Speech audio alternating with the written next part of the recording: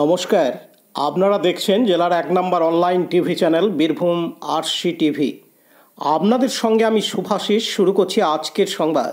বিস্তারিত সংবাদে যাবার আগে দেখে নেব সংবাদ শিরোনাম। বিপুল পরিমাণ জাল লটারির টিকিট সহ গ্রেপ্তার ৩ জন দুবরাজপুরে। বোলপুর মহকুমা আদালতে হাজিরা দিলেন জেলা পরিষদের সভাধিপতি। জল উঠল কজের উপরে দুবরাজপুর ব্লকের বেলসারা ও মেজে গ্রামে।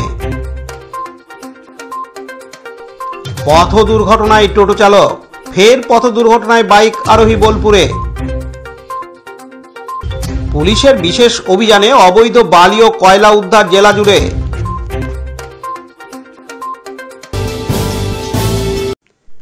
রানীগঞ্জ মোরগ্রাম ১৪ নম্বর জাতীয় সড়কে দুবরাজপুর থানার সামনে দুবরাজপুর থানার পুলিশ বিপুল পরিমাণ জাল লটারির টিকিট সহ গ্রেপ্তার করল ৩ জনকে। আজ বৃহস্পতিবার ১৯শে জুন আটক করা হয়েছে দুটি গাড়ি। গাড়ি দুটির মধ্যে একটি ছিল স্করপিও ও অন্যটি ছিল ডিজায়ার। দুটি গাড়িতেই জাল লটারির টিকিট পাচার করা হচ্ছিল। গাড়ি দুটি আসানসোলের দিক থেকে জাতীয় সড়ক ধরে সিউড়ির দিকে যাচ্ছিল। গ্রেপ্তার হওয়া ৩ জনের নাম কৈলাস দাস, জহন বড়ুয়া ও দীপ পাল। প্রত্যেকের বাড়ি বীরভূমের সিউড়িতে। দুবরাজপুর থানার পুলিশ সূত্রে জানা গেছে, পুলিশ গোপন সূত্রে খবর পেয়ে দুবরাজপুরের সিআই শুভাশিস হালদার ও দুবরাজপুর থানার ওসি মনোজ সিং সহ পুলিশ ফোর্স দুবরাজপুর থানার সামনে জাতীয় সড়কে গাড়ি দুটিকে আটকায়। তাদের জিজ্ঞাসাবাদ করে গাড়ি দুটির ডিকি থেকে উদ্ধার হয় কার্টুন ভর্তি বিপুল পরিমাণ জাল লটারি টিকিট। এরপরই গ্রেপ্তার করা হয় ৩ জনকে। আটক করা হয় দুটি গাড়ি। প্রায় ১০ কোটি টাকার জাল লটারির টিকিট রয়েছে বলে অনুমান পুলিশের। দুবরাজপুর থানার পুলিশ ইতিমধ্যেই জাল লটারির টিকিট নিয়ে তদন্ত শুরু করেছে। পুলিশ ধৃত ৩ জনের কাছ থেকে জানার চেষ্টা করছে কোথা থেকে জাল লটারির টিকিট নিয়ে যাওয়া হচ্ছিল এবং এই চক্রে কারা কারা যুক্ত রয়েছে তা জানার চেষ্টা চালাচ্ছে দুবরাজপুর থানার পুলিশ। আজ ৩ জনকেই দুবরাজপুর আদালতে তোলা হয়।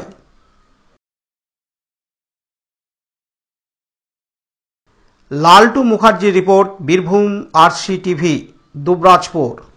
এখন বিজ্ঞাপন বিরতি, ফিরে আসছি বিরতির পর। আরসি স্টাইল স্কুল ড্রেস এর বিপুল সম্ভার ও সামগ্রী একই ছাদের নিচে। এখানে যে কোনো স্কুল, কলেজ, বেসরকারি শিক্ষা প্রতিষ্ঠান, সিকিউরিটি গার্ড, কেটারিং এর ইউনিফর্মও তৈরি করা হয়। এখানে প্যান্ট, শার্ট, স্কার্ট, জুতো, মোজা, সোয়েটার, ব্লেজার, টুপি, বেল্ট, টাই, জলের বোতল, টিফিন বক্স ও অন্যান্য ইউনিফর্ম সেলাই ও সাপ্লাই করা হয়। এখানে নামি দামি কোম্পানির প্যান্ট, শার্ট, পাঞ্জাবি, পাজামার পিস ও থান কাপড় পাওয়া যায়, যেমন বিমল, রেমন্ডস, ডোনিয়ার, কেলভিন। এখানে গিফট আইটেম, আধুনিক ডিজাইনের কার্পেট, ডাইনিং কভার, পাপোশ, পর্দা ইত্যাদি পাওয়া যায়। বিশেষ প্রস্তাব, প্যান্ট, শার্ট, ব্লাউজ, চুড়িদার, সেলাই ও ফলস পার করা হয়। যোগাযোগ করুন 9883752306। ঠিকানা দুবরাজপুর ফ্যাশন এক্সপ্রেসের পাশে। ফিরে এলাম বিরতির পর। আজ থেকে ৩০ বছর আগে অর্থাৎ ১৯৯৫ সালে চারকোল গ্রাম পঞ্চায়েতের বামফ্রন্টের হারমাদরা মিথ্যা মামলায় আমাকে জড়িয়েছিলেন। সেই মামলায় আজ বৃহস্পতিবার ১৯শে জুন ডেট ছিল, তাই বোলপুর মহকুমা আদালতে হাজিরা দিলাম জানান বর্তমানে বীরভূম জেলা পরিষদের সভাধিপতি ফাইজুল হক ওরফে কাজল শেখ। তিনি আরও জানান, মামলা এখনও নিষ্পত্তি হয়নি, সওয়াল জবাব চলছে। অল্প দিনের মধ্যে আমি বেকসুর খালাস পাব। বাম জমানায় ৬৫টি মিথ্যা মামলা দেওয়া হয়েছিল। এখনও পর্যন্ত ৫৫টি মামলা নিষ্পত্তি হয়েছে, যার মধ্যে ১৯টি ৩০২-এর মামলা ছিল। বর্তমানে মামলাগুলি চলছে। এগুলি সওয়াল জবাবের ভিত্তিতে বিগত মামলাগুলি থেকে আমি নিষ্পত্তি পেয়েছি। আমার দৃঢ় বিশ্বাস মহামান্য আদালত সওয়াল জবাবের ভিত্তিতে কেসগুলি থেকে নিষ্পত্তি দেবে।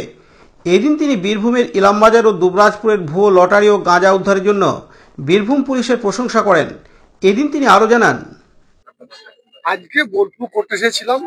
আজকে নয়, এটা আমার প্রায় আমাকে আসতে হয়, কারণ আজ থেকে ৩০ বছর আগে অর্থাৎ ১৯৯৫ সালে চারকোল গ্রাম পঞ্চায়েতে বামফ্রন্ট হারমাদরা আমাকে মিথ্যা মামলা জড়িয়েছিল।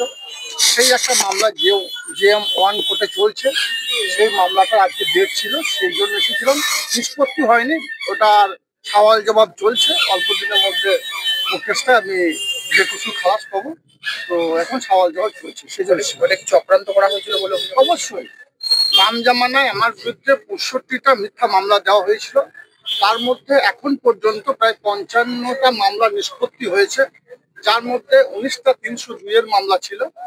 বর্তমানে যে মামলাগুলো চলছে সেগুলো সওয়াল জবাবের ভিত্তিতে বিগত মামলাগুলো থেকে আমি পরিত্রাণ পেয়েছি।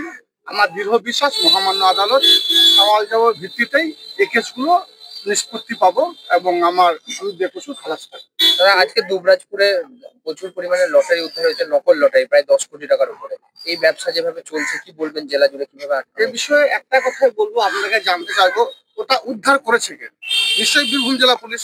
এটা বীরভূম জেলা পুলিশ প্রশাসন সাফল্য বলে মনে করি, যার জন্য বারবার আমি বলি বীরভূম জেলা পুলিশ প্রশাসন সততার সঙ্গে দৃঢ়তার সঙ্গে মাননীয় মুখ্যমন্ত্রী মাননীয় মমতা বন্দ্যোপাধ্যায়ের নির্দেশে তারা কাজ করে চলেছে, আগামী দিনেও করবে। শুধু লটারি নয়, বীরভূম জেলায় যেসব দুর্নীতিমূলক কাজগুলো হচ্ছে বা হয়েছিল বিগত দিনে সেসব কাজগুলো বর্তমানে বীরভূম জেলা পুলিশ প্রশাসন অতি সক্রিয়তার সঙ্গে সেগুলো বন্ধ করছে, আগামী দিনেও করবে।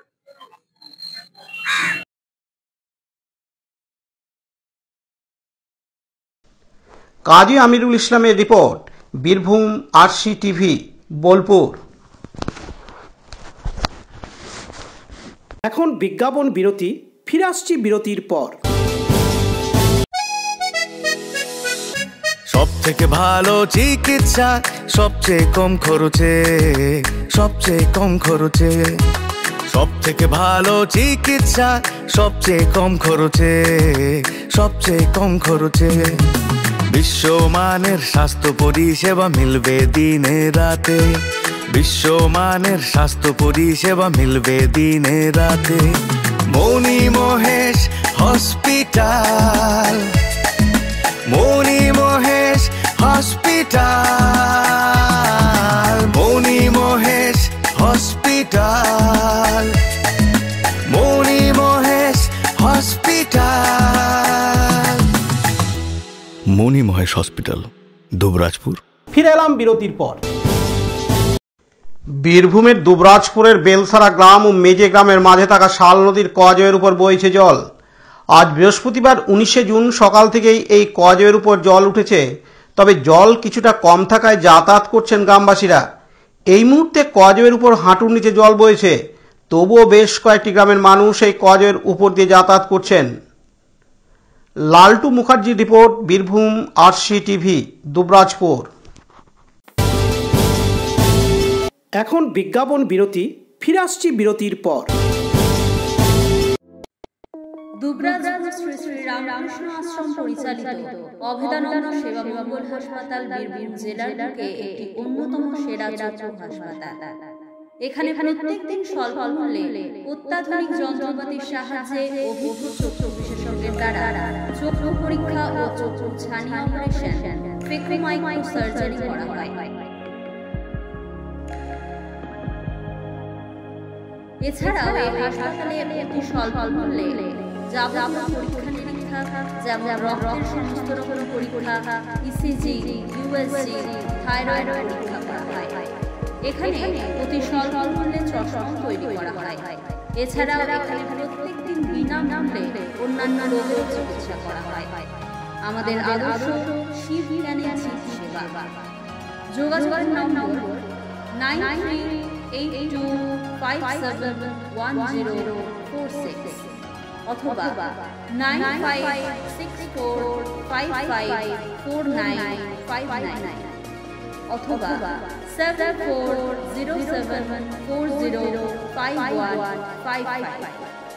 ঠিকানা অভেদানন্দ সেবা মঙ্গল হাসপাতাল, ওয়ার্ড নম্বর 4, দুবরাজপুর। ফিরে এলাম বিরতির পর। বোলপুরের কাছে ডিফেন্স কলোনির কাছে এক টোটো চালক কপাল জোরে বেঁচে গেলেন গতকাল বুধবার 18 জুন। কারণ যেভাবে একটি লরি এসে টোটোর পেছনে ধাক্কা মারে এবং টোটোটি রাস্তার ধারে সাথে সাথে উল্টে যায়, কপাল জোরে টোটো চালক বেঁচে যান। যদিও টোটোতে কোনো যাত্রী ছিলেন না, থাকলে হয়তো আরও বিপদের সম্মুখীন হতে হতো। এই টোটোর দুর্ঘটনার পুরো সিসিটিভি ফুটেজে দেখা যায় যে কিভাবে দুর্ঘটনা ঘটেছে। তাই স্থানীয় মানুষের দাবি, যেভাবে বেপরোয়া গাড়ি চলাচল করে তাতে আরও বড় দুর্ঘটনা ঘটতে পারে, সেই জন্য ডিফেন্স কলোনির সামনে ব্যারিকেড দেওয়ার জন্য প্রশাসনের কাছে আবেদন জানান। সামনে বোলপুর মহকুমা হাসপাতাল ও বেশ কিছু নার্সিংহোম আছে। যানবাহনের গতি কমানোর জন্য আবেদন জানান প্রশাসনের কাছে স্থানীয় মানুষজন। অন্যদিকে আজ বৃহস্পতিবার 19 জুন ফের এক মোটরবাইক আরোহী বড়সড় পথ দুর্ঘটনার হাত থেকে বেঁচে গেলেন। দ্রুতগতিতে আসা মোটরবাইক আরোহী হঠাৎ রাস্তায় পড়ে যান, যদিও তিনি কপাল জোরে বেঁচে যান, কারণ যে কোনো সময় ওই রাস্তায় বড় দুর্ঘটনা ঘটতে পারত। বাইক আরোহী পড়ে যাওয়ায় সেখানে লোকজনেরা ছুটে আসেন এবং তাকে উদ্ধার করেন। বারবার একই জায়গায় এইভাবে দুর্ঘটনা ঘটছে। সমস্ত ঘটনা সিসিটিভির ফুটেজে দেখা যাচ্ছে। এই যে এখনই পথ দুর্ঘটনাটা ঘটলো, তো এই ঘটনার অ্যাকচুয়ালি কারণ কি? এর কারণ বিভিন্ন রকমের আছে, তবে আমরা যা দেখছি আশপাশে ঘরবাড়ি হচ্ছে, পাথর বাড়ি তারা জমা করছে, সেখানে জমা করার পরে তারা ইচ্ছামতো তুলছে, যাতে রাস্তাটা সংকীর্ণ হয়ে যাচ্ছে, যার ফলে গাড়ি ঘোড়ারও একটু অসুবিধা হচ্ছে, আর জনগণের তো অসুবিধা হচ্ছে। কিছুক্ষণ আগে তো একটা 4 চাকা গাড়ি একটা টোটোকে ভরান্দন মেরে দিয়ে সে তো উল্টো পাল্টা হয়ে পড়ে গেল। তো আমরা চাইছি যেখানে একটা জিগজ্যাগের মতো করে যাতে ট্রাফিক কন্ট্রোল বা পুলিশ অফিসার যারা আছেন ওনারা বলেছেন যে আমরা একটা সঠিক করে দেবো, সেটা করে দিলে পারে আমাদের খুব উপকার হয়, জনগণ যাতে শান্তির সঙ্গে যাতায়াত করতে পারে, এটাই বলছেন।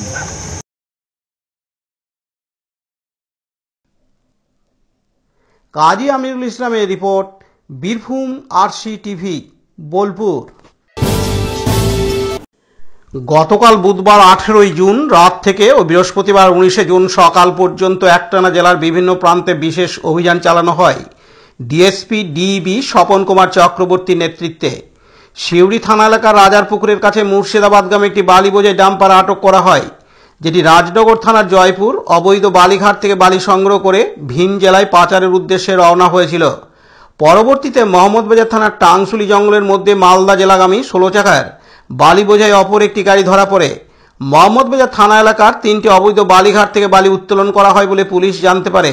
উভয় চালকই কোনো চালান জমা দিতে সমর্থ হননি। উভয় চালক এবং তাদের সহকারী মিলে মোট 4 জনকে গ্রেপ্তার করে। পরিশেষে চালক এবং সহকারী সহ বালি বোঝাই যানবাহনগুলি হস্তান্তর করে এবং নির্দিষ্ট ধারায় মামলা রুজু করার নির্দেশ দেন।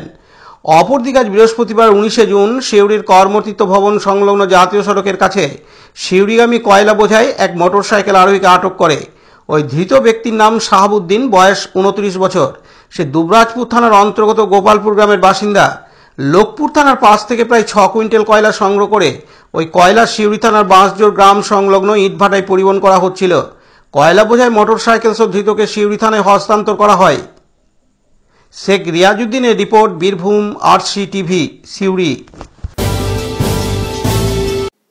আজকের সংবাদ এই পর্যন্ত। পরবর্তী সংবাদের জন্য চোখ রাখুন বীরভূম আরসি টিভির পর্দায়। নমস্কার।